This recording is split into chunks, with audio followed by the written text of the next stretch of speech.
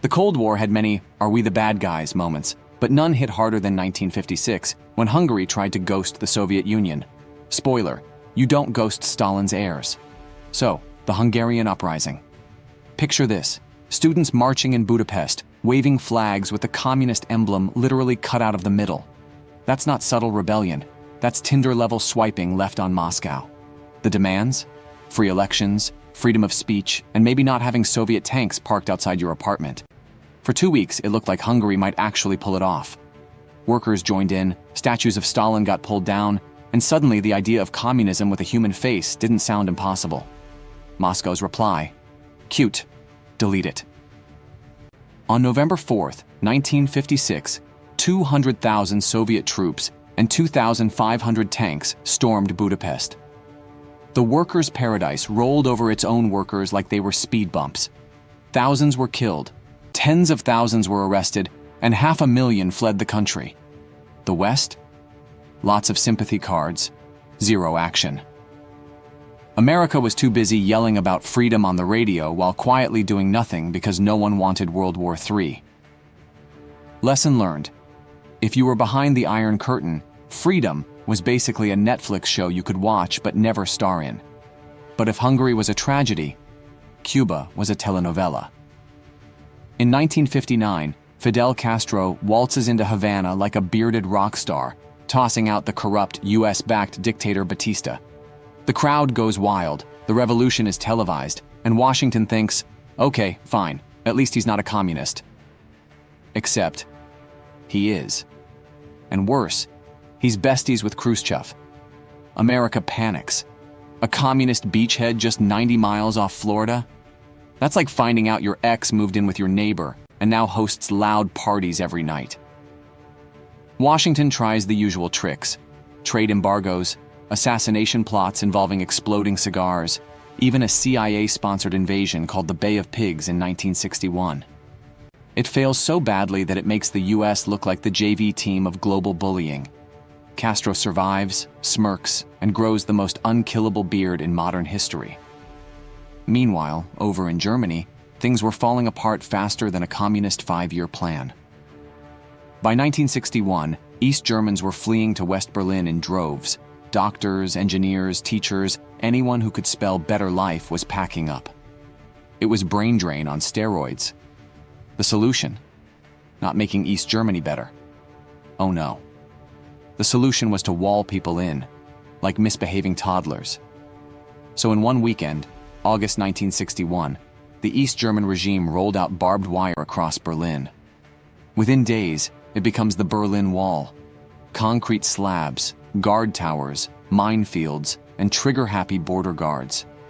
Families split overnight, neighbors cut off, lovers literally waving across checkpoints. The West calls it the Wall of Shame. The East calls it the Anti-Fascist Protection Barrier, which is like calling a prison fence a freedom enhancer. The wall didn't just divide a city, it became the Cold War's Instagram post. The picture said it all. One side was open, the other side was a cage. By the early 60s, the Cold War had basically changed cast members. The old grumpy landlords, Truman and Stalin, were out. Truman retired to write memoirs no one wanted to read, and Stalin retired the hard way, straight into a coffin. Enter the new leads: John.F.Kennedy, the photogenic American golden boy who looked like he'd walked off a toothpaste ad, and Nikita Khrushchev, the bald Soviet bulldog famous for banging his shoe at the UN like an angry uncle at Thanksgiving. It was less grumpy war dads now and more young hotshot versus chaotic uncle. And unlike Truman and Stalin's slow-burning staring contest, Kennedy and Khrushchev turned the Cold War into live theater, complete with nuclear cliffhangers. But the real fireworks came in 1962. Cuba again, because apparently Castro couldn't just stick to cigars and speeches. This time, Khrushchev decides to sneak nuclear missiles onto the island. Why?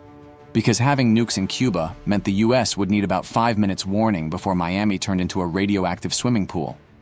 It was the Soviet version of, checkmate, buddy. Problem? US spy planes caught the missiles before they were operational. Kennedy, who wasn't about to let Moscow turn Florida into Fallout 4. His advisors suggest airstrikes, invasions, even full-on war.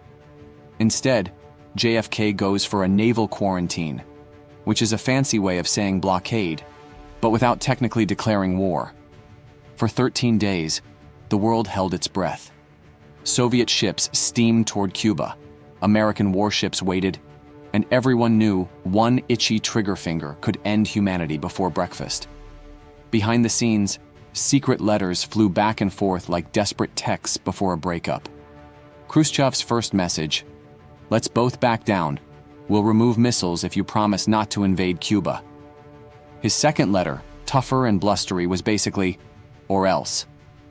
Kennedy, smart move, ignores the second and responds only to the first. Publicly, the deal looks like a Soviet climb down. Privately, America also agrees to remove its missiles from Turkey, but shh, that part doesn't make the headlines. On October 28, 1962, Khrushchev blinked. Missiles pulled out, war averted. The world exhales. But the real lesson? The Cold War wasn't just about who had the most nukes. It was about who could bluff, who could posture, and who could scare the other into folding. Hungary, burned. Berlin, walled. Cuba, nearly nuked. And through it all, the message was clear. No one was safe. Nowhere was off limits. And sanity was optional. And here's the kicker. If you thought two superpowers almost ending civilization over an island full of sugarcane and cigars was peak insanity, wait till you see what happens when Vietnam takes the stage. Stay tuned.